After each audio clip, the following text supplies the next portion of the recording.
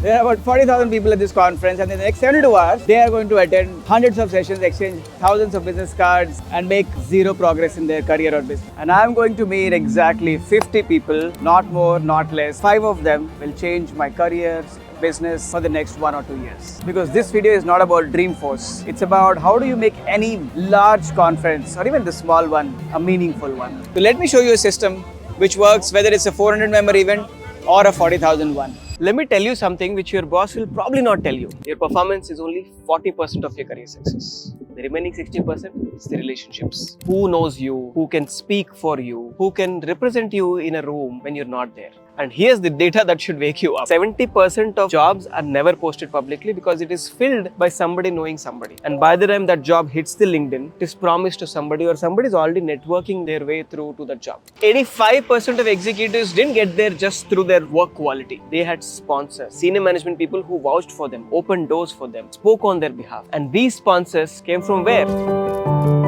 Networking, obviously. Your next opportunity is 6 handshakes away, literally. Because research shows that we're all connected by 6 degrees of separation. And in fact, when it comes to professional world, it's only 3. So it's highly likely that somebody who you need to know for this career progress already knows somebody who you are potentially going to meet this week. Most brilliant people do not go the distance because of their poor networking skills. And a lot of average people, with due respect to them, work their way up through a lot of work that they invest in relationships, in networking. Maybe not fair, but that's how the world is. And that is where the conference opportunity comes, because conferences are network accelerated, concentrated networking as I call it. In 3 days, you can meet potentially people that you otherwise would meet in 3 years of organic relationship building. And 95% of people, unfortunately, lose this opportunity because here's what they do incorrectly. They start attending sessions which are going to be anyways posted a week from now or a month from now. Imagine the amount of money that you're spending to be in that place, in that city, in that hotel, and then you'll probably skip that session for the amount of money that you spent. They start distributing or collecting random business cards, or if you are not a business owner, you'd probably give your contact to everybody and anybody on LinkedIn. But hundreds of business cards end of the day without any meaningful conversation don't mean anything. And by doing all of this, they get burned out by the time 50% of the event is done. By the afternoon of the event or by the second day, because they're looking at the wrong metrics. Number of sessions attended, number of business cards exchanged. But ideally, they should be looking at number of meaningful conversations and number of clear next steps defined with people who they have met. And that's what I'm going to do.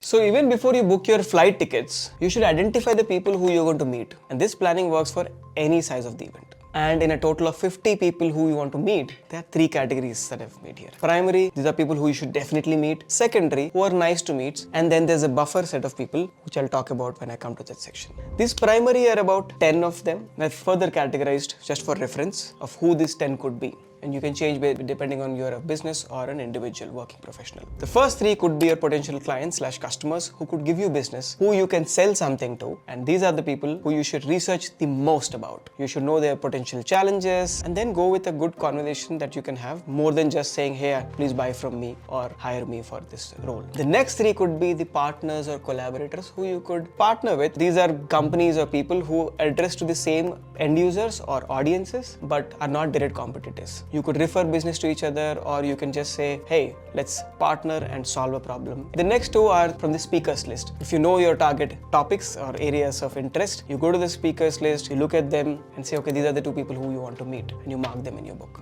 The last 2 from your primary list are for mentorship. These are senior people who probably have already solved the problem that you are currently solving and could be from any industry, and you are researching about them and meeting them purely for mentorship, not trying to sell something, not trying to partner with them, nothing more than pure mentorship. That makes a good primary list of people who you should definitely meet. Now the next set of people who we call as secondary targets, nice to meet people, but we have not put numbers of how many of each kind, but still have put some categories. Categories like vendors. You would want to meet vendors of your industry to understand what's happening, what's the struggle, what's the good part, what's the bad part, etc. etc. Or if you're a working professional, you could meet your peers from other companies and look at what they are working on, what you're working on, not asking for job opportunities, purely knowledge exchange. The next set of people could be from a different country, where you clearly target which country people do you want to meet. Maybe for a future job change or maybe for a business expansion, doesn't matter. But this is a category where you're targeting people from a specific country. And the last set, my favorite ones, are media and content people.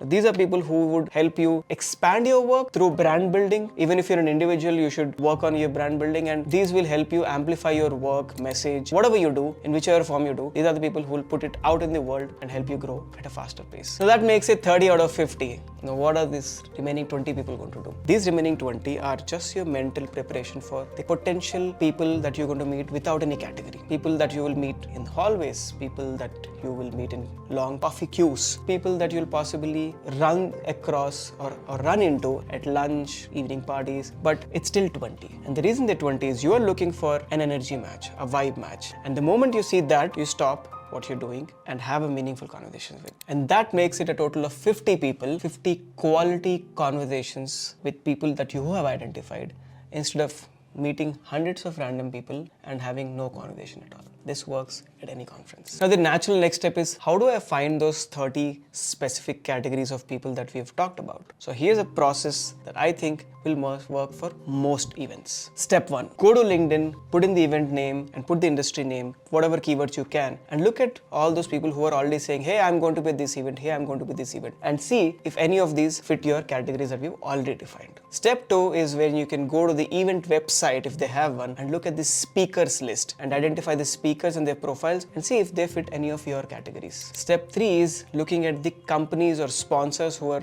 setting up their booths, because those companies will have their best people or key decision makers sitting across in that booth or around that booth. Through those first 3 steps, if you've identified those people, step 4 is to send a connection request or send an email, whatever contact you've gathered through in the first 3 steps. Send them a message saying, hey, I'm also going to be at their event. I'm looking forward to have this conversation about this product or service, and I meet you at the booth, at the session, or whatever that is relevant to that person. And the last step is to try and book a meeting in advance. You don't have to do this with more than 5 or 10 people, but this will ensure that no matter what happens at the event, no matter whether you meet those remaining 40 people or not, you will still have meaningful people that you would have met because you've booked these meetings, and have clear takeaways and next steps defined for your work or business. And this framework more often than not works for any size of event, as I already mentioned, whether it's a 50 people meetup that you will attend in your city or a 50,000 member conference like Dreamforce at San Francisco. As the next step, I'm going to tell you what should you not do at these events, even if you see a lot of people doing this. 1, do not distribute every business card like chocolates. Have a conversation, make people earn it, and vice versa. 2, do not interrupt an ongoing conversation just because you want to network. Look for an opening or work through the transitions to get into the conversations if there's a long one ongoing. 3rd one, the silliest one, but I've seen it myself. Do not try and have a new conversation in washrooms, ever, no matter how excited you are looking at that person that you wanted to meet. 4, don't attend sessions just to click a picture with the speaker or just to say hello to the speaker, because if you realize, speakers are most exhausted before and after the session. It's better to look for them in the hallways. And finally, this is a debatable point that I'm going to mention. Do not try and make important business connections after 6 in the evening. Unless you are very good at it, save those conversations for the coffee lines in the morning, because that's when people are open to network, not when they're done and dusted after 6 in the evening. And you've got about 30 seconds to make somebody decide should they talk to you or not talk to you. And here's a framework which you can use to make them decide better. Now, we've divided this framework into 4 parts. First, the hook, then building the credibility, then building curiosity, and leaving them with a closing message, all within this 30 seconds. The hook should say, I solved so-and-so problem for so-and-so people. And for credibility, you can say, recently I helped this XYZ company to bring so-and-so results. And then show some genuine curiosity in what they think about that product, that service, the context of the event. And those 30 seconds will make them decide, should they continue the conversation with you or should they get going? And the questions you ask at the end can be varying. This was an example. So if you're standing at a coffee line, you'd probably say, long line, isn't it? If you walk out of a keynote when you meet somebody, you say, oh, that was heavy. What did you think about that talk or speech? Or if it's the end of the day, you probably say, too tiring. What are your plans? Where are you headed to? So make sure the ending question that I have in the framework varies as per the context. Now, here's a secret.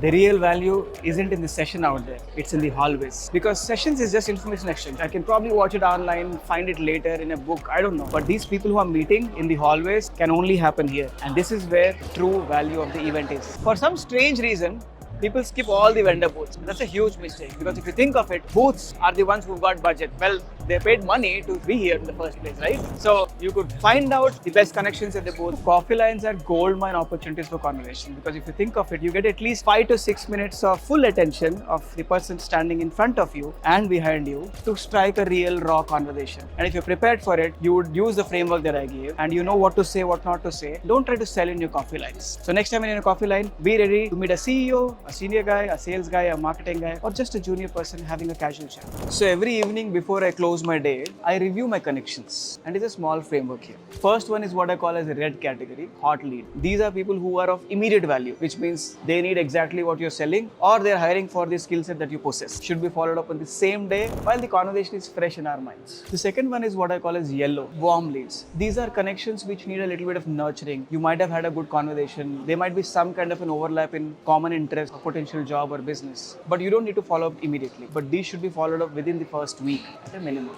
The next one is what I call as the green category. Now, these are people who you had a nice conversation with, no immediate business or hiring opportunity, but they're probably senior people. They are people who you want to be in connection with for a potential future opportunity or job. These should be followed up in the first month and maybe have a monthly touch point as you go in future. So these are for long-term benefits. The last one is what I call as the dead ends, the black color. Close the pen, drop them. No reason to follow up with them or be connected with them, because these are people who there's no energy match, nothing in common. They were trying to probably sell you too many things. There's no match at all. Now, once we identify these categories, I'm going to give you some templates that you can use to send these follow-up messages or emails or what to say when you meet them next time. The red category, the immediate follow-ups. Send them a message saying, hey, it was great meeting you at that place, and the topic, what you said about this XYZ topic was really great because I also feel this about this, or it was very much in line with what I also think about it. And then you say, can we meet for coffee tomorrow?